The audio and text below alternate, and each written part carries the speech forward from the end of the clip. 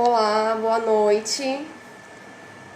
Vamos começar a nossa live de hoje. Eu vou aproveitar que os colegas estão entrando e já vou aproveitar para chamar a Marina, que é a nossa convidada de hoje.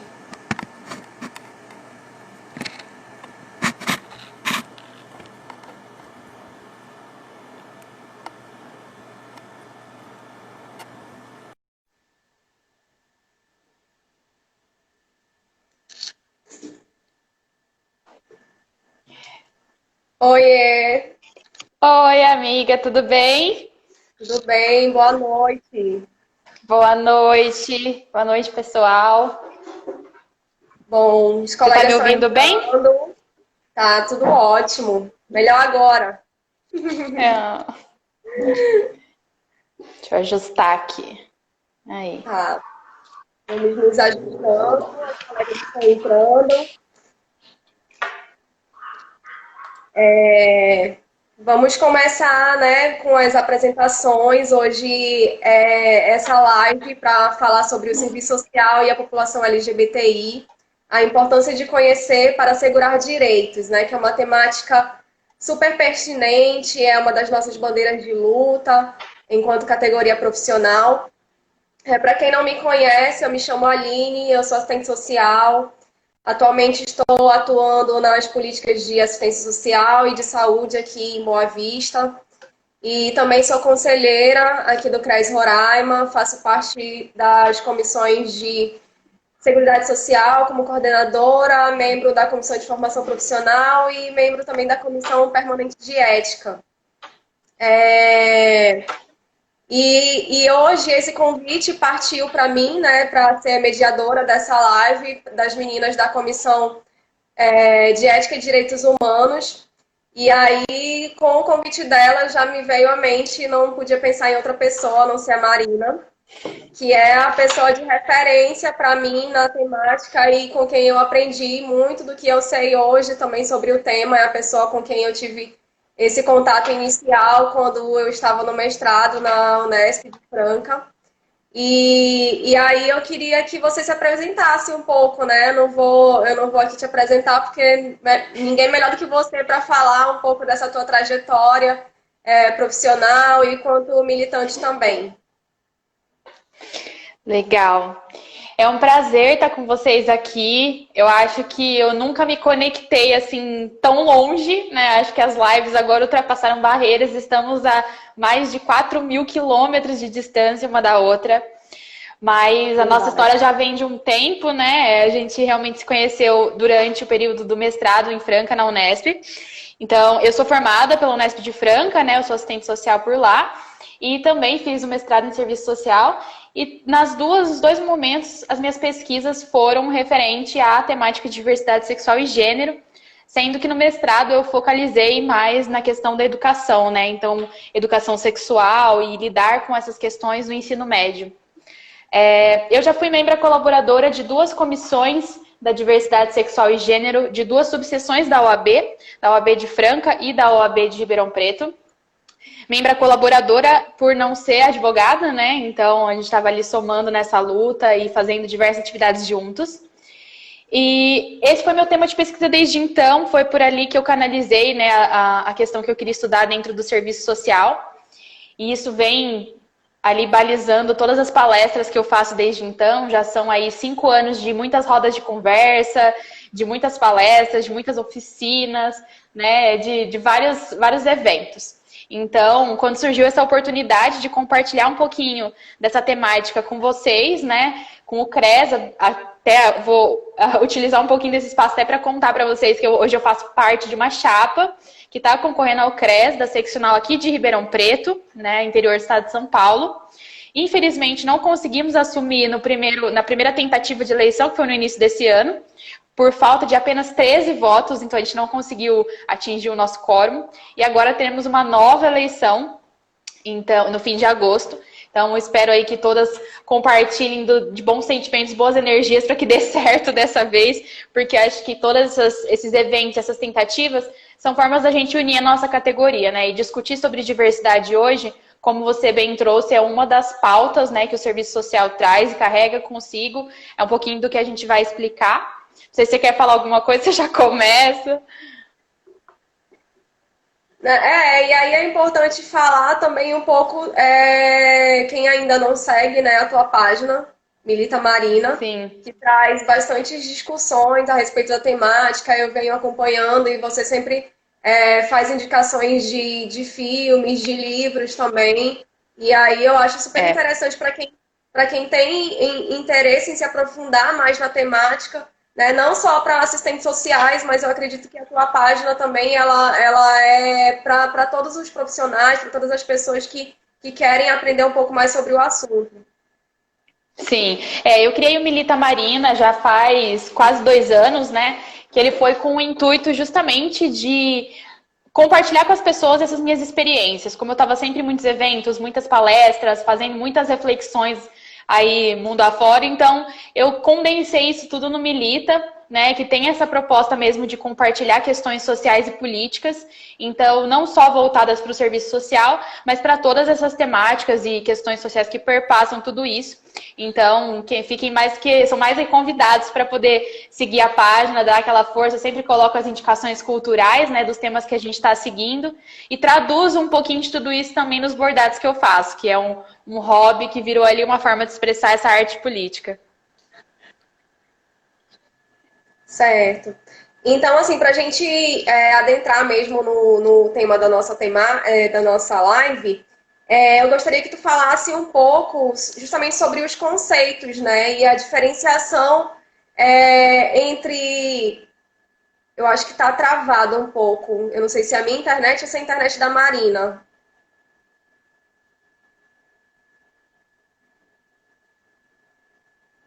Alguém? Marina?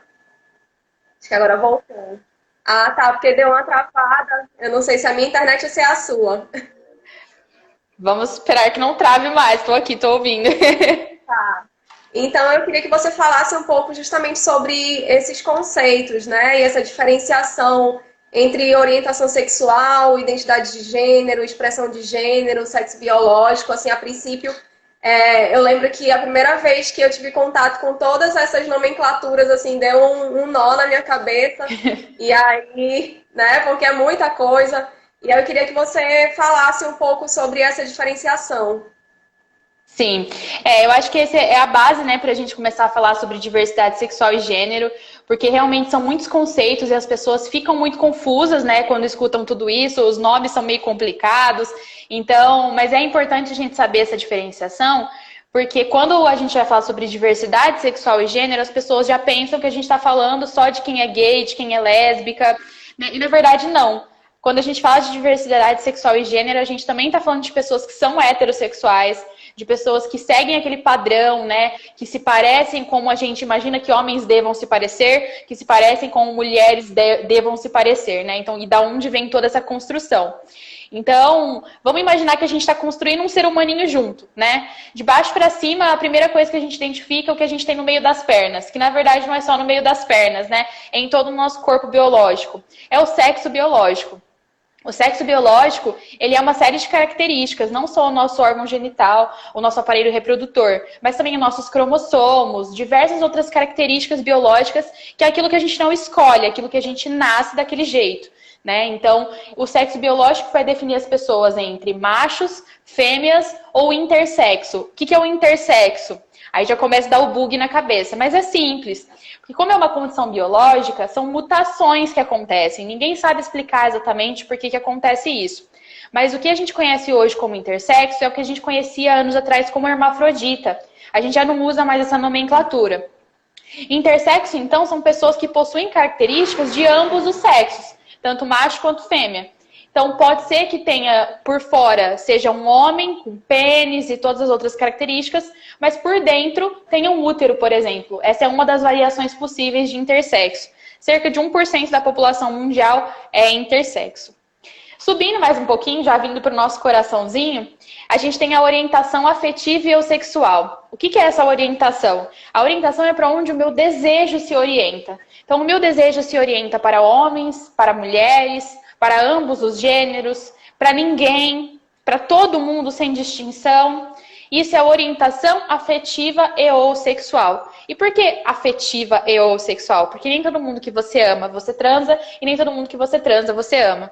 Então a orientação ela pode ser só afetiva ou ela pode ser afetiva ou sexual. Que é o caso de pessoas assexuais, por exemplo. Elas podem ter um relacionamento afetivo, mas elas não curtem a parte da prática sexual. Essa orientação é o que define as pessoas, então, entre heterossexuais, homossexuais, bissexuais, pansexuais, tem várias denominações possíveis. As 3 mais conhecidas são essas primeiras, né? Que fica como se fosse hétero de um lado, homo do outro e bi no meio. O que não significa que pessoas bissexuais se relacionam tanto com homens quanto com mulheres ao mesmo tempo, tá, gente? Eu sempre brinco que se quiser pode, mas só se for um consenso entre todo mundo. Ser bissexual, na verdade, significa que você gosta de se relacionar tanto com homens quanto com mulheres. Mas se é ao mesmo tempo ou não, isso é uma coisa muito particular. Subindo mais um pouquinho, dentro aqui da nossa cabecinha, a gente tem o que chama de identidade de gênero. Identidade de gênero é o que vai realmente definir. Somos homens? Somos mulheres? Como que a gente se vê? Então, no que a orientação sexual é o meu para o outro, a minha identidade é o meu para mim mesma. Então é como quando eu olho no espelho, o que eu vejo? Eu vejo um homem, eu vejo uma mulher. Então a identidade de gênero ela pode te identificar enquanto uma pessoa transgênero ou uma pessoa cisgênera. Se a gente for analisar pela palavra mesmo, trans do outro lado, cis do mesmo lado, fica um pouco mais fácil. É igual hétero e homo. Hétero diferente, homo igual. Como que eu sei se uma pessoa é trans ou se uma pessoa é cis?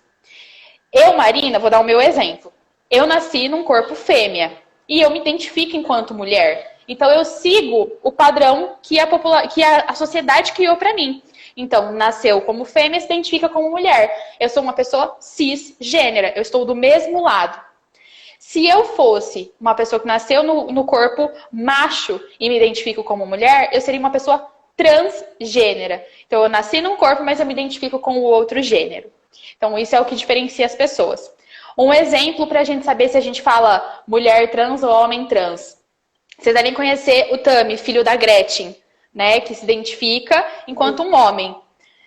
Será que ele é homem trans? Será que ele é mulher trans? O que será que ele é? Lembrem-se sempre que o que faz essa denominação é o que ele é agora. É o que ele sabe que ele é, como ele se identifica. Se ele se identifica como homem, ele é um homem trans. Esses são os 3 primeiros conceitos. Só que aí a gente se pergunta, né? Então, cadê o gênero? Cadê o gênero, né? Que não está em nenhum desses lugares. O gênero não está mesmo em nenhum desses lugares. Porque o gênero é como se ele estivesse pairando em cima da gente. O gênero, ele é uma construção social. Por quê? Porque desde que a gente é pequenininho, a gente aprende como é ser homem e como é ser mulher na sociedade. Então, quando a gente identifica ali que tem uma vagina, é menina. Então, qual vai ser a cor do quarto? Rosa. Qual vai ser o primeiro brinquedo? Boneca. Quando ela crescer, ela vai namorar com homens. E aí, qual tipo de profissão que ela vai seguir? Assistente social, psicóloga, enfermeira, pedagoga. Tudo profissão de cuidado.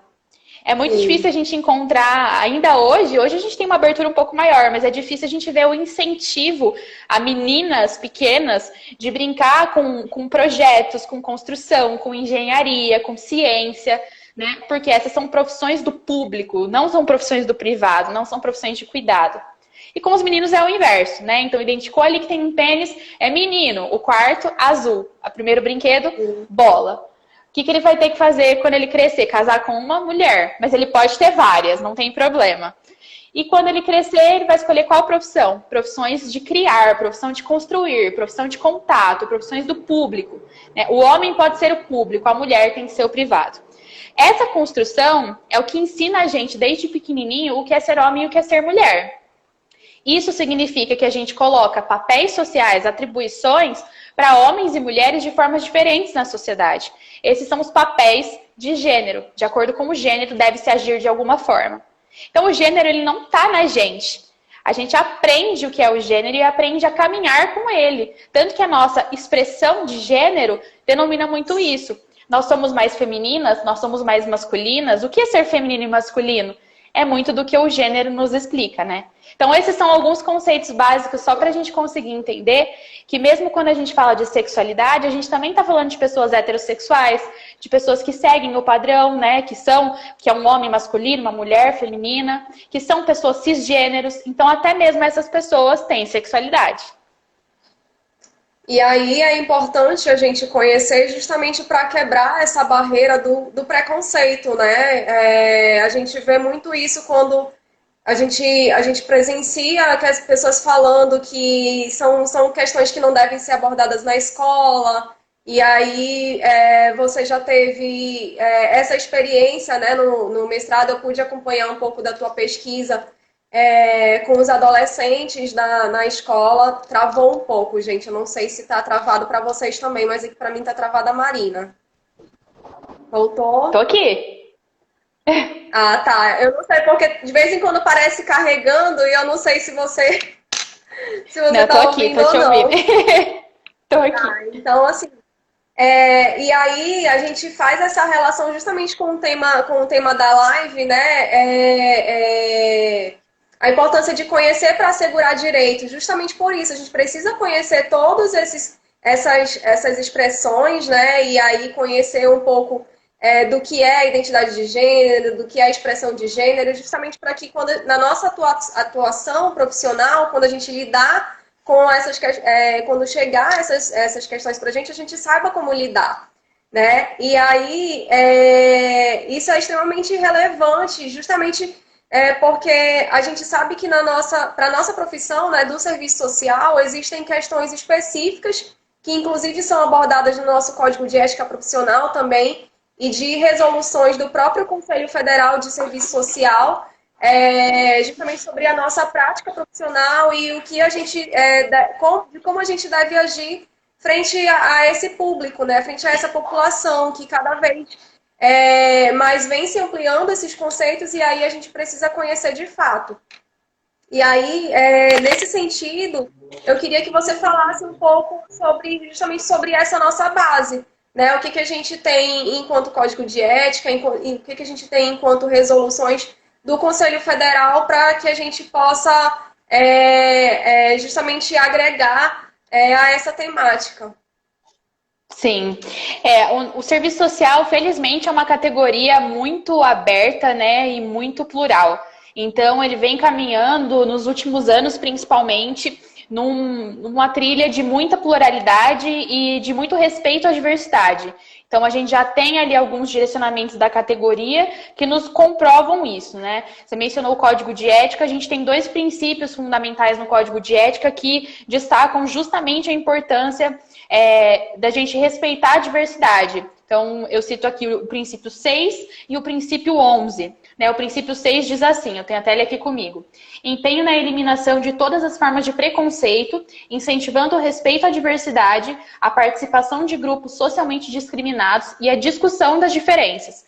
Então, ele não só traz a questão da gente incentivar o exercício, o respeito à diversidade, como de fato de praticá-lo, né? Como fato trazer a discussão, trazer o respeito. Então, a gente tem que entender para conseguir efetivar esse princípio. E o princípio 11 diz assim: exercício do serviço social sem ser discriminado nem discriminar por questões de inserção de classe social, gênero, etnia, religião, nacionalidade, orientação sexual, identidade de gênero, idade e condição física. Esse, para mim, é um princípio super completo, assim, porque ele trabalha com vários recortes importantes, né, que trazem a questão da discriminação para grupos minoritários, que não só a população LGBTI, né, mas que também a população negra, a população pobre. Então, a gente tem um princípio ali bem completo. E traz também uma questão importante, que é o exercício do serviço social sem discriminar, mas sem ser discriminado. Né? É importante falar que o serviço social foi uma das primeiras categorias a adotar o uso do nome social nas nossas carteirinhas de registro profissional. Né? Então, isso é muito importante, porque garante ao profissional LGBT, no caso do nome social voltado para pessoas trans, né? Então, para profissionais assistentes sociais trans, que tenham o seu nome social garantido, que não tem que passar por aquele perrengue, né, de você ter ali uma carteirinha que não bate com quem de fato você é. Então, eu me orgulho muito da nossa categoria por conta disso, porque já vem trazendo essa base e amarra não só para os nossos usuários, mas para nós enquanto profissionais também, né? Isso. E aí, inclusive, eu estava até lendo que nessa gestão agora, nesse triênio de 2020 a 2023, existem 3 regionais que, pela primeira vez, né, o Cefez tem aí profissionais trans compondo as regionais, que é a regional do Distrito Federal, do Piauí, do Sergipe. Então, isso é muito importante, essa representatividade dentro dos nossos conselhos, justamente para que a gente consiga falar sobre o assunto, consiga falar de políticas públicas para essa população, que a gente sabe que é muito incipiente ainda hoje, né? E aí, além disso, a gente tem as resoluções do Conselho Federal também, né? Além do nosso Código de Ética que você citou, tem as resoluções específicas do Cefez. E aí eu queria que você falasse um pouco também sobre essas resoluções. Tem 3 resoluções que eu gosto sempre de destacar, porque, só para fazer um amarrado, que é importante a gente lembrar que toda categoria que traz esses princípios fundamentais, sejam eles quais forem, nós profissionais, a gente responde sobre isso. Então, caso não haja um cumprimento desses princípios, pode ser instaurado um processo, né, no Comitê de Ética para poder averiguar, e as penalidades vão desde uma advertência até a cassação do registro. Então, mais um motivo para a gente, e é um motivo não tão gostoso, né? Vai mais pelo lado da dor, mas de mostrar o porquê que a gente precisa estar atualizado e saber o que a nossa categoria preconiza, porque não é só o nosso querer ir à frente com o respeito à população LGBTI, é o nosso ter enquanto um profissional que está condizente com a sua categoria, né? Mas voltando para as nossas resoluções, nosso Conselho Federal tem 3 resoluções que eu acho importante a gente citar, que são a resolução 489 de 2006, vindo de trás para frente, né? Que ele veta condutas discriminatórias ou preconceituosas por orientação ou expressão sexual no exercício do profissional assistente social. Então já é uma resolução que protege a nossa categoria nesse sentido e foca especificamente na questão do preconceito por conta da diversidade sexual e gênero, né? Depois a gente tem a resolução 615 de 2011, que é o que eu citei, que inclui, né, o uso do nome social, da assistente social, travesti ou transexual nos nossos documentos. E desde 2015 também é importante a gente lembrar que esse campo já está disponível dentro do CAD único também, que é super legal. Apesar de 2015 estar ali, né, faz pouquinho tempo, mas as mudanças sempre são bem-vindas. E, por último, a resolução 845 do Cefez de 2018, que dispõe sobre a atuação do profissional assistente social em relação ao processo transexualizador. O que é esse processo? É um procedimento que é fornecido pelo SUS, né? O Brasil é extremamente avançado nesse sentido, que é um procedimento que é oferecido para pessoas transexuais para poder fazer a utilização dos hormônios e até cirurgias de redesignação sexual. Então, da mudança corporal para pessoas trans. Mas é importante lembrar também que nem toda pessoa trans, travesti ou transexual tem vontade de fazer isso, tá, gente? Ser trans não significa você ter repulsa pelo seu corpo, repulsa pelo seu órgão genital. Algumas pessoas têm, mas não são todas. Então, algumas fazem até algumas mudanças estéticas, mas não mudam o órgão genital. Então, isso é muito individual. Mas é um procedimento que é oferecido pelo SUS. Ele é bastante burocrático. E a gente tem a presença de assistentes sociais nesse processo, porque não só com os psicólogos e, de fato, com os médicos, né, para atender a parte biológica, mas porque a gente sabe da importância de ter assistentes sociais na área da saúde, né? Então, tem essa resolução que dispõe exatamente sobre a nossa atuação dentro desse processo. São as nossas 3 maiores resoluções nesse sentido. Sim. E aí, quando a gente fala também sobre a nossa profissão, é importante a gente pensar no local onde nós estamos, né? Ou você fala aí do estado de São Paulo, eu falo aqui do estado de Roraima. Então, eu pesquisei algumas resoluções, né, alguns dispositivos legais, na verdade, aqui do estado de Roraima, justamente sobre essa questão. E aí, assim, eu sei que a gente não tem nem como comparar o estado de Roraima com o estado de São Paulo em termos de nível populacional, enfim, de várias outras questões, mas é importante a gente fazer essa interlocução justamente porque a gente sabe o quanto a gente precisa avançar, e aí a gente tendo a experiência de outros lugares, né, e experiências também exitosas, a gente em audiências públicas, em rodas de conversa, a gente pegar essas boas práticas, né, e o que já tem pelo Brasil afora, justamente para que a gente consiga efetivar direitos e avançar nesse sentido. E aí, aqui no estado de Roraima, eu encontrei a legislação número 796, né, de 30 de dezembro de 2010, e que assegura justamente às pessoas travestis e transexuais a identificação pelo nome social, né, em documentos de prestação de serviço, quando atendida tanto nos órgãos de ordem da administração pública estadual direta e indireta. Além disso, tem a lei número 933, de 11 de novembro de 2013, que cria o Conselho Estadual de Defesa dos Direitos da População Lésbica, Gays, Bissexuais, Travestis e Transsexuais do Estado de Roraima. E a resolução CPJ número 001, de 25 de março de 2019, que instituiu o Grupo de Atuação Especial de Minorias e Direitos Humanos. Então, assim, são 3 dispositivos, né, legais, legislações e de grupos que foram criados justamente para trabalhar com essa população. E aí, assim, a gente pode pensar, mas é muito pouco, o que tem no estado de São Paulo, né? Que aí eu vou pedir para você falar um pouquinho o que tem no estado de São Paulo. Pode ser pouco, mas já é o pontapé inicial para a gente conseguir falar a respeito, né? Tanto nos conselhos, os conselhos de direito, quanto nesses grupos que representam as minorias também. É engraçado, né? Porque acho que 2010 foi um ano que foi um marco, né, para esse tipo de decreto e de legislação. Né? No ano em que vocês apresentam essa lei, em 2010, né, para assegurar o nome social de pessoas T, aqui no estado de São Paulo a gente teve um decreto também estadual, no mesmo ano, que também fala sobre o direito ao uso do nome social por travestis e transexuais em serviços públicos de saúde do Estado, né, que depois passa a ser um decreto federal, né, sancionado no governo Dilma, para que isso fosse aplicado para toda a administração pública, né, no Brasil todo.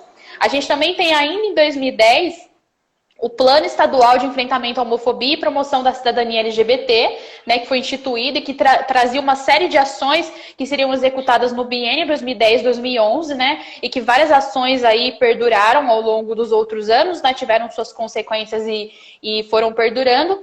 E um pouco mais tarde, em 2015, 2016, foram lançados os Centros de Cidadania LGBT.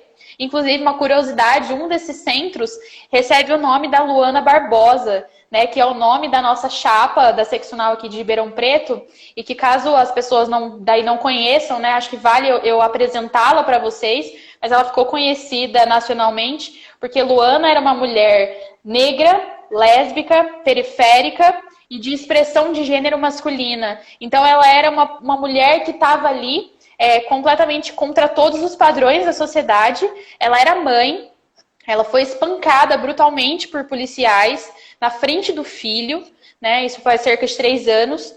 E isso porque ela se recusou a receber a batida policial, uma revista de um policial homem, né? Então ela exigiu a presença de uma policial mulher, que é um direito nosso enquanto mulheres assegurados pela lei. E ela teve traumatismo craniano, lesão seguida de morte, infelizmente, né, e virou um símbolo para essa luta. Também foi por isso que a gente a escolheu como nome, como representante da nossa chapa. E um dos centros de cidadania LGBT de São Paulo recebe o nome dela também em homenagem. Né, e é uma ideia muito interessante dos centros de cidadania, porque é um espaço onde a população tem apoio jurídico, psicológico e do serviço social, e acompanhamento para a realização de boletim de ocorrência e outras orientações com relações a situações de violência e preconceito e discriminação, né? Eles também participam de várias palestras, vários debates, oficinas, seminários, enfim. Depois, eu acho que também acho que seria legal a gente comentar que em 2018, por fim de tudo isso, a gente teve uma resolução do Conselho Nacional de Assistência, né, que fala sobre os parâmetros da atuação do atendimento socioassistencial focado na população LGBT dentro do SUAS, né, que também é uma resolução super importante, que a nossa categoria tem que estar muito antenada a isso, porque é uma resolução que dá exatamente os segmentos, né, da onde a gente vai poder atuar, de que forma a gente tem que estar ali. Então, e só mais uma coisa para mostrar o quanto a nossa categoria está ali integrada e junto, né, da população LGBT. O Cefes, junto com a OAB, são as duas únicas categorias profissionais que têm uma cadeira assegurada no Conselho Nacional de Combate à Discriminação e Promoção dos Direitos LGBTs. Então, é um conselho que foi um órgão criado por medida provisória. Oremos para que não seja destituído, né? Porque hoje em dia, no governo que a gente está vivendo, a gente não sabe o dia de amanhã, mas ao que tudo indica, ainda está ali, né? E a gente tem uma cadeira, o que isso mostra, diante de todas as categorias profissionais que poderiam estar ocupando esse espaço, o quanto o serviço social de fato se preocupa com essa população, se preocupa com essa luta, né? E veio tão firme nisso junto, que ocupa um espaço, uma cadeira num espaço tão importante quanto um Conselho Nacional, né? Para pensar e propor políticas públicas voltadas justamente para essa população. Sim. Quando a gente estava trabalhando na construção dessa live, e aí a gente para também para fazer o processo reflexivo, né? Porque às vezes a gente está tão envolvido ali na nossa prática que a gente às vezes não consegue parar para fazer esse processo reflexivo, né? E aí eu estava pensando em relação à questão da invisibilidade ainda sobre o ponto de vista da produção de dados e de estatísticas em relação à população LGBTI, né? E aí, pegando um pouco do exemplo da assistência social, né? Você falou da resolução do CNAS, que é justamente para trabalhar uns parâmetros para os profissionais da assistência trabalharem com essa população. E aí, o que a gente tem de específico, assim, eu acho que ainda é muito pouco, né? Assim, você mencionou anteriormente também a questão do cadastro único, né, na proteção social básica, que desde 2015 é um campo que foi modificado, que antes era só para colocar o apelido e agora é apelido / nome social. E aí, o preenchimento desse campo, por que ele é importante? Justamente para o desenvolvimento de políticas, de programas, de serviços, porque é através desses sistemas, né, na live anterior que eu fiz sobre assistência social, eu falei justamente da importância do registro nos sistemas, né, justamente para que a gente consiga avançar em termos de políticas públicas. E aí a gente precisa que os profissionais tenham esse olhar diferenciado justamente no atendimento dessas pessoas, porque é através das anotações nos sistemas, né, das informações qualificadas que a gente vai conseguir trazer mais políticas para essa população.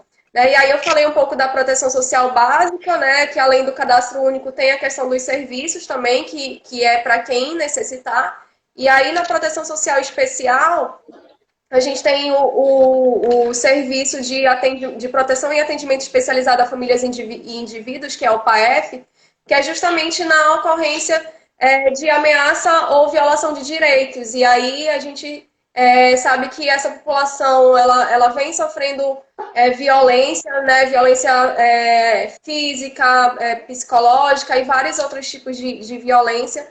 E aí lá no RMA, que é o Registro Mensal de Atendimentos, que é outro instrumento que a gente tem para ter acesso a informações e dados qualificados para o governo federal, até para vir recursos para os municípios, para os estados. E aí lá no RMA tem um campo, que é o campo H, que é assim, pessoas vítimas de discriminação por orientação sexual que ingressaram no PAEF. E aí eu fui fazer uma pesquisa no RMA de 2019, que é o que já tem disponível lá no site do Ministério da Cidadania, e eu vi que, assim, é muito pouco o registro. Não dizendo que essas pessoas sofram discriminação a todo tempo, mas, assim, é para a gente pensar se essas pessoas elas têm acesso a essa informação, que se elas forem buscar o atendimento lá no CREAS, né, do serviço do PAEF, elas vão ter um acompanhamento com os profissionais de serviço social, de psicologia, né? Essa nossa rede intersetorial, ela sabe para onde encaminhar, né? Se a pessoa sofre um tipo de violência, de agressão, né? Ele vai lá na delegacia registrar um boletim de ocorrência. Será que lá nessa delegacia ele tem a indicação de que ele pode procurar esse serviço? Então, assim, são coisas para a gente pensar. E aí, dos dados, né, que eu estava falando, no estado de Roraima, em 2019, aqui em Boa Vista não teve nenhum registro nesse campo. Durante todo o ano, né? Rorainópolis, que é outro município aqui do estado, foram 3 atendimentos, no Cantá 1 atendimento e São João da Baliza 1 atendimento. E aí eu fui fazer a pesquisa no estado de São Paulo, né, em Ribeirão Preto, onde você está atualmente. Durante o ano de 2019 foram 4 atendimentos e no estado em São Paulo capital foram 91 atendimentos. E aí isso me chamou muita atenção, né? Justamente por essas questões, porque eu acredito que a gente não está conseguindo atingir essa população, então falta a gente difundir mais esse trabalho, né? O acesso à informação para todo mundo, o fortalecimento da rede, a gente tentar movimentar mesmo a nossa rede de apoio intersetorial. E aí eu queria que você comentasse alguma coisa a respeito.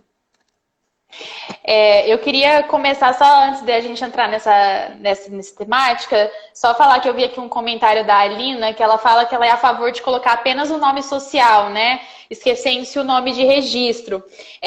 Eu também sou muito fã dessa ideia, mas ainda as pessoas que ainda não aceitam muito bem essa ideia, elas trabalham com outras hipóteses, como a hipótese no caso de que as pessoas não tenham mudado todos os documentos. Então é por isso que a gente ainda não consegue acessar somente o nome social e esquecer o nome de registro, porque isso implica também num histórico judicial, né? Então se a pessoa teve questões relacionadas ao nome dela de registro antes da mudança para o nome social, muitas vezes acontece de a gente não conseguir ter acesso se a gente ignorar esse nome de registro. Mas eu queria contar para vocês em primeira mão, ainda não tinha contado para ninguém, vou contar aqui para vocês, que em 2017 eu estive junto de uma juíza de direito aqui da cidade de Ribeirão e junto de colegas que são advogados aqui de Ribeirão Preto, que integravam à época a Comissão da Diversidade Sexual e de Gênero da OAB aqui de Ribeirão Preto. Nós estivemos no Tribunal de Justiça de São Paulo, fizemos um ofício, fizemos todo um processo para poder pedir ao Tribunal de Justiça que o campo do nome social fosse integrado ao SAGE, que é o sistema de justiça que é utilizado aqui no estado de São Paulo, né? E em alguns outros estados do país também. Mas esse pedido demorou, foi analisado e essa semana passada a gente teve a confirmação de que a nova atualização do SAGE virá com o campo do nome social graças a esse pedido que a gente fez. Isso vai impactar o estado de São Paulo inteiro. Então, todas as pessoas que tiverem acesso ao SAGE no estado inteiro vão poder ter o nome social respeitado dentro dos processos. E isso incluindo todas as partes e os advogados e testemunhas também. Então, é muito interessante a gente pensar o quanto que as nossas ações podem gerar políticas públicas como essa, né? Essa é uma espécie de política pública que foi integrada pela nossa luta, né? Nós que estivemos lá e agora essa mudança vai cair sobre o estado todo. Sobre a questão dos atendimentos, eu acho que liga um pouco disso também, porque se a gente não tem campos disponíveis para isso, se a gente não tem os nossos serviços atualizados para receber esse tipo de informação, a gente não tem muitas vezes como contabilizar esses dados. Então eu me pergunto, será que em Roraima a gente só teve 5 atendimentos, né, que foram nesses moldes? Será que em Ribeirão Preto, que é uma cidade grande, a gente só teve 4 atendimentos nesses moldes? A população LGBT aqui de Ribeirão Preto tem muito medo de se mostrar na rua ainda, né? Então, assim, só em momentos como a parada LGBT em que a população fica um pouco mais segura, mas nós vivemos aqui numa cidade em que nas últimas eleições praticamente 100% da população votou no atual presidente. E a gente sabe quais os tipos de postura e de valores que ele carrega perante a população LGBT, né? Então as pessoas votam naqueles que eles se parecem, naqueles que eles confiam e compartilham dos mesmos valores. Então, nós vivemos numa cidade muito conservadora, muito elitista, e eu duvido muito que a gente tenha tido somente 4 atendimentos. Então, isso mostra que esses dados, muitas vezes, eles não são contabilizados, porque eles são... eles ficam escondidos pelo sistema, por a gente realmente ainda não ter ferramentas, e eu digo não só as ferramentas materiais de você ter ali um sistema, como essa mudança que a gente conseguiu, com o SAGE, por exemplo, de a gente não ter ainda um sistema adaptado para isso, mas a gente ainda não ter profissionais capacitados para ter essa escuta e esse olhar qualificado. Porque quando a gente identifica esse tipo de problemática, a gente consegue propor essas mudanças, né? A gente só identificou a necessidade dessa mudança do SAGE, porque a gente utilizava o sistema e a gente estava com um olhar atento para poder atender os nossos usuários, né, os advogados atender os clientes deles com esse olhar. Então, se a gente não estiver preparado para identificar as necessidades da população LGBT e de outras minorias também, a gente não vai conseguir incentivar com que essas mudanças continuem chegando, né? Porque a gente não sabe exatamente o que é identidade de gênero, a gente não sabe para que serve o nome social, a gente acha que a gente só coloca o nome de registro e isso não causa nenhum constrangimento. Então, assim, são tantas pequenas coisinhas que se a gente de fato não tiver atualizado, a gente não consegue entender depois e olha para esses atendimentos e fala, meu Deus, mas é só isso mesmo? Então tá tudo bem com a população LGBT, sabe? Não tá. Nós vivemos hoje num país que é o número 1 ainda em assassinatos de pessoas travestis transexuais no mundo. Sem esquecer que no Brasil não é crime ser LGBT. Tem países por aí que ainda é crime. E mesmo assim, nós estamos em primeiro lugar. Né? Então, assim, será que as coisas elas estão sendo condizentes, né? Me parece que não. Então, eu acho que a gente tem que treinar o nosso olhar, né? Realmente estudar e conhecer mais da população LGBT para que a gente consiga fazer parte de mudanças para políticas públicas corretas para essa população. Verdade. E aí você falou sobre a realidade de Ribeirão, né? Que ainda é uma sociedade muito preconceituosa. O reflexo dos governantes que nós escolhemos, e aqui em Roraima também não é diferente, né? Tem até um comentário aqui que a colega colocou que falta divulgação, cair de fato na boca do povo, né? Falando popularmente, e que ainda existe muito preconceito na nossa realidade roraimense, e isso na categoria, de certa forma, se esconde. E de fato se esconde, né? Porque você falou, a gente vinha falando desde o início, né? Fazendo essa contextualização do nosso código de ética, o que ele preconiza e, inclusive, que a nossa omissão ou que a forma como a gente age frente a esses atendimentos, e frente a essa população, ele pode, inclusive, impactar na nossa cassação do registro profissional. Só que eu acredito que ainda falta também, além da divulgação do que a gente tem enquanto rede de apoio, de que se essas pessoas se sentirem prejudicadas, que elas podem sim denunciar, né? Porque a gente vinha até falando que foi uma questão que pode ser pauta para uma outra live ou para outras discussões, para pesquisas, justamente de nós termos dados também a respeito disso, de como que está sendo essa atuação profissional do serviço social, do assistente social com essa população,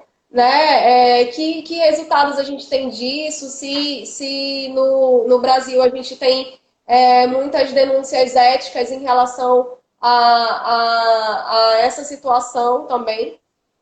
Então assim, é muita coisa que a gente ainda precisa avançar, né, em termos de políticas públicas, em termos de atendimento, e a gente só vai conseguir avançar se a gente falar sobre o assunto, né? Não é só porque não é o meu lugar de fala, porque não é o meu lugar de fala, mas eu preciso saber e conhecer o debate justamente para que a gente não caia nesse erro, né? E para que a gente consiga avançar e, de fato, garantir direitos. Sabe o que eu sempre penso quando as pessoas trazem essa questão do lugar de fala? Para a gente conseguir integrar mais as pessoas, a gente tem que entender o que é isso, e é justamente isso que você falou. É saber o quanto você pertence dentro dessa luta. Mas o lugar de fala, ele não pode excluir a sua participação nessa luta. Então é diferente. Quando a gente estiver conversando com uma pessoa, se nós somos brancas e nós estamos conversando com uma pessoa que é negra, isso não significa que a gente não vai ir para falar sobre sobre o racismo, mas isso significa que não é o nosso espaço de fala. A gente tem que dar a escuta, porque essa pessoa ela tem voz, ela tem que poder falar. A gente é que tem que fornecer a escuta, mas a gente tem que saber qual é o nosso espaço dentro dessa luta para saber o quanto a gente pode somar e qual é a nossa responsabilidade nisso. Porque assim como o branco, responsabilidade sobre o racismo, pessoas heterossexuais e pessoas que não fogem ao padrão, que seguem o padrão, têm responsabilidade sobre as questões LGBTs. Porque elas fortalecem diariamente um padrão que não é seguido por quase ninguém. E esse padrão, inclusive, ele faz muitas pessoas caírem em angústias, em ansiedades e desenvolverem transtornos psicológicos, porque se vocês forem analisar os padrões que existem na nossa sociedade, eles são inseguíveis, né? Eles são... Não dá pra gente se espelhar nisso, não dá pra gente se espelhar em todos os padrões ao mesmo tempo, isso não existe, né? Às vezes você tá dentro de um padrão de corpo, mas você não tá dentro de um padrão de sexualidade, você não tá dentro de um padrão de classe, às vezes tá dentro de um padrão de classe, mas não tá dentro de um padrão de corpo. Então, assim, esse padrão de pessoa ideal, ele só adoece as pessoas. E mesmo assim, a gente precisa trazer essa reflexão e fazer esse exercício de enxergar qual é o meu lugar dentro desse espaço. E é por isso que eu gosto de sempre começar trazendo essa diferenciação dos conceitos, para que as pessoas que são heterossexuais e que estão dentro desse padrão normativo, pelo menos no que diz respeito a gênero, para que elas entendam que elas também têm uma participação ativa nessa luta. Então, assim... Mas, Marina, o que eu posso fazer para poder melhorar? E nem focando só no serviço social, mas enquanto pessoa, enquanto ser humano. O que eu posso fazer para essa luta, então? Primeiro, escute. Escute o que a população LGBT tem a dizer. Esteja disposto a estudar, a ouvir o que as pessoas estão falando, a ver as notícias, a ver as reportagens, porque a gente só consegue ver isso tudo quando a gente está disposto. Porque se a gente não estiver disposto... As coisas vão entrar por um ouvido e sair pelo outro. Então, primeiro ponto, escute, esteja disposto. E no segundo lugar, aprenda a não ficar calado.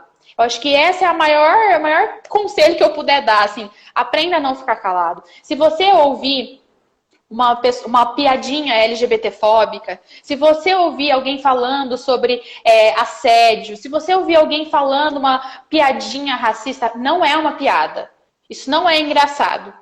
Eu até falo para as pessoas que quando alguém te falar alguma coisa assim muito absurda nesse nível, você faz assim para ela: não entendi, me explica. E fica nisso, até ela ficar com vergonha. E quando a pessoa ficar envergonhada, ela vai perceber que não foi legal aquilo que ela falou. E talvez você provoque esse processo de reflexão. Então, assim, aprendam a não ficar calados. Quando a gente se cala, a gente consente. Quando a gente se cala, não quer dizer que a gente não está tomando partido. Exatamente. A gente está tomando partido. A gente está se colocando no lado do mais forte. E qual que é o lado do mais forte? A maioria social, não a maioria numérica. A maioria social, que é quem está ali, dominando esses padrões, no topo da nossa pirâmide, né? Então, assim, escutar, estar disposto e não ficar calado. Esse é o maior conselho que eu posso dar. Tenho certeza que se a gente sair daqui já seguindo esses conselhozinhos, a gente já vai conseguir caminhar muito para frente. Isso. E aí é importante a gente dizer também, né? Eu estou aqui no Conselho de Serviço Social, Regional de Serviço Social, e aí você também está aí ainda na luta, né? Na seccional de Ribeirão, mas a importância de nós trazermos os movimentos sociais também para essas discussões, né? A gente é o Conselho de Serviço Social, mas principalmente nas nossas comissões temáticas, né, Comissão de Seguridade Social, Comissão de Ética e Direitos Humanos, Comissão de Formação Profissional, a gente precisa agregar as pessoas dos movimentos sociais, e aí a gente aproveita para fazer o convite para que as pessoas... hoje a gente está nessa condição de nos aproximar da categoria e das pessoas através de lives, porque a gente está em período de pandemia e é o que a gente tem para hoje, né? Mas a partir do momento em que a gente puder fazer reuniões ampliadas, fazer rodas de conversa, a gente já aproveita para deixar o convite para essas pessoas para que elas venham compor com a gente, porque a gente, é o que você falou, a gente precisa ouvir essas pessoas também. Não adianta só eu ficar falando enquanto profissional, mas eu preciso ouvir as pessoas, eu preciso ouvir o meu público, né? Exatamente, eu acho que todas as políticas públicas, né, basta fazer um resgate, um mínimo resgate histórico para a gente identificar que todas as políticas públicas, elas foram criadas a partir de lutas dos movimentos sociais, né, para nós estarmos hoje, enquanto mulheres, né, podendo trabalhar, podendo ter uma formação, né, tudo começou lá atrás com o iniciozinho de um movimento feminista que veio soltando uma faísca e que começou a fazer todo um estardalhaço e pessoas morreram para que a gente pudesse estar aqui hoje. Eu acho que essa é uma reflexão que eu sempre gosto de trazer para a gente ver a potência do que é o que a gente pode realizar hoje. Né? Quando a gente fala de uma democracia, pessoas morreram numa época de ditadura para que a gente pudesse estar aqui hoje. Não vamos cometer mais os mesmos erros, né? Vamos olhar para trás, vamos valorizar a nossa história e entender que os movimentos sociais, eles não devem ser criminalizados. Né? Eu vejo hoje, cada vez mais a gente vem tendo propostas que inconscientemente, né, inconscientemente não, elas são muito conscientes na verdade, mas ela fica por debaixo dos panos a ideia de criminalizar os movimentos sociais, né? E logo os movimentos sociais que estão aí mostrando pra gente tudo aquilo que a gente precisa melhorar. É um movimento social, um movimento sem terra, é um movimento que está mostrando pra gente, tá errada essa divisão que a gente está fazendo, sabe? Tem população sofrendo, a gente precisa pensar em moradia, sabe? Quando a gente vem um movimento LGBT trazendo tudo isso pra gente, é porque tá mostrando que tá errado o jeito que a gente está dividindo homens e mulheres, a gente está prejudicando as nossas crianças, elas estão crescendo preconceituosas e a culpa é nossa. Quando a gente vê aí um movimento negro ainda, hoje em dia, ainda tendo que bater no peito e falar estamos aqui, é porque tá errado, a gente ainda continua sendo racista, sabe? Então são os movimentos sociais que diariamente mostram pra gente aquilo que a gente tem que melhorar. Então, assim, o movimento social levanta a bandeira de uma demanda que não é singular, ela é plural. A gente escolhe aquilo que a gente adere. E eu sou muito orgulhosa de pertencer a uma categoria que abraça todas essas lutas. Então, assim, ainda me dói muito quando eu vejo assistentes sociais que negam justamente aquilo que são as nossas bandeiras de luta. Eu fiz recentemente um post no Milita que fala exatamente sobre as bandeiras de luta do serviço social na defesa da ética e dos direitos humanos. E lá cabe todas essas lutas, cabem todas as minorias sociais. Então, assim, é um absurdo a gente ainda ver hoje, em pleno 2020, assistentes sociais com pensamento lá de 1930. Né? Então, ainda com pensamento ali de caridade, de ajudar os ideais e valores da Igreja Católica, sabe? A categoria está agitando, tá fervorosa, está querendo mudar, né? A gente muda o tempo todo e a gente precisa continuar. Então, assim, valorizar os movimentos sociais e trazer os movimentos sociais para perto de nós não é só valorizar todas essas lutas, mas é olhar para a gente e não esquecer que nós não somos só assistentes sociais. Eu não sou, você não é. Né? Nós somos também assistentes sociais, mas antes de tudo a gente milita também diariamente. Verdade, verdade. Bom, a gente tem ainda poucos minutos, né? 8 minutos para o término dessa live. Infelizmente é só 1 hora. Né? A gente sabe que tem muitas ramificações para a gente abordar essa temática, mas eu queria que a gente falasse justamente um pouco sobre essa aproximação do serviço social com a população LGBTI, justamente pelo que a gente já falou anteriormente, da importância de nós avançarmos nesse assunto, de nós pensarmos enquanto categoria o que a gente pode fazer para melhorar e qualificar a nossa ação profissional. Você teve um pouco da experiência na educação, né, com a tua pesquisa, que eu pude acompanhar um pouco lá durante as gravações. E aí a gente falou um pouco, né, da política, pincelando um pouco a política da assistência social, mas a gente sabe que perpassa a política da saúde, a política da educação. E aí a importância de nós avançarmos nesse sentido e fazer o debate. Então, posteriormente, se alguém quiser sugerir também algum tema que seja mais específico, a gente está aqui também para pensar junto e para atender os desejos também de quem está nos assistindo, né? E aí, com certeza, eu acho que pode surgir muita coisa boa. As suas considerações.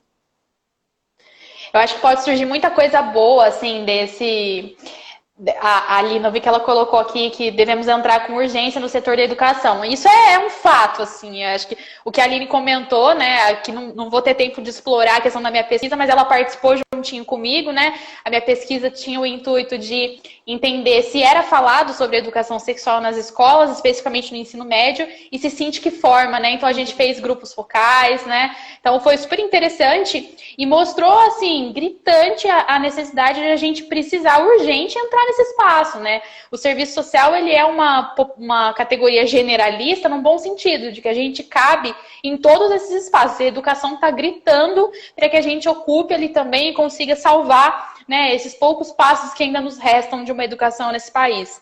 Então, eu queria agradecer imensamente o seu convite. Tô morrendo de saudade. Queria muito que a gente tivesse menos de que 4.000 quilômetros de distância, mas eu fico muito feliz de te ver e de estar contribuindo com o debate, com a categoria daí também. Eu acho que a gente tem que cada vez mais ter espaços como esse para a gente ocupar, né, esse espaço e conseguir costurar mesmo o serviço social no nosso país, né? Ter esse diálogo e essas construções entre estados eu acho magnífico. Então, parabéns pelo trabalho que vocês estão realizando aí. Estou acompanhando a página sempre. Estou à disposição para qualquer outro evento que vocês queiram conversar, queiram papear sobre essa temática. Então, mais que convidados para me seguir lá no Milita, eu sempre vou contribuindo com essas discussões. Espero que eu tenha contribuído com vocês, que vocês tenham gostado. Fico muito, muito feliz e vou estar aqui. Contem comigo. Certo, eu também agradeço em nome do CRES Roraima, né, a sua participação, porque quando eu pensei, eu falei, Marina, e você, quando eu te mandei a mensagem, de pronto você já aceitou o convite, nem titubeou, e aí eu fiquei muito feliz com a sua participação. Também estou morrendo de saudade, né? Espero que em breve esses encontros possam ser pessoalmente, né? Tanto nos eventos, a gente se encontrando aí pelos eventos, quanto também nas estradas da vida, né? Mas eu quero agradecer mesmo e dizer também que nós estamos à disposição. Desejar boa sorte na eleição, que vai ser agora em agosto, né? É isso? Dias 25, 26 e 27 de agosto vai rolar as eleições, é tudo online, então galera da seccional aqui da Flor da região de Ribeirão Preto, compartilhem, nos ajudem, a gente tem que dar certo dessa vez. Isso, e a gente está desejando aqui super boas vibrações para que dê tudo certo e que agora vocês consigam o quórum, porque é muito importante, né? Se a gente está falando, quer falar com a categoria profissional, se a gente quer trabalhar várias questões que perpassam a categoria e que a gente é cobrado, né? Quando a gente está de fora, a gente fica pensando, mas o CRES não fez isso, mas o CRES não fez aquilo. Né? Então, a gente precisa que as pessoas votem justamente para que a gente possa fazer alguma coisa. Né? E é muito triste quando a gente não consegue atingir o quórum, né? Porque tem muitos profissionais e agora facilitou esse processo por ser um processo online. Antes a pessoa tinha que ir lá pessoalmente votar e agora facilitou o processo por ser online. E aí fica o desejo de que dê tudo certo e que a gente está aqui à disposição também para o que vocês precisarem. Obrigada. Tá bom? Obrigada a todo mundo que entrou, que participou, que deu sua contribuição com alguma reflexão. O link, eu acredito que agora vai dar certo, vai ficar salvo lá no IGTV para quem quiser assistir e quem quiser dar alguma sugestão, tá bom, gente? E desde já a gente agradece e deseja uma boa noite a todos e a todas que participaram. Tchau, tchau. Boa noite, pessoal. Muito obrigada. Tchau, tchau.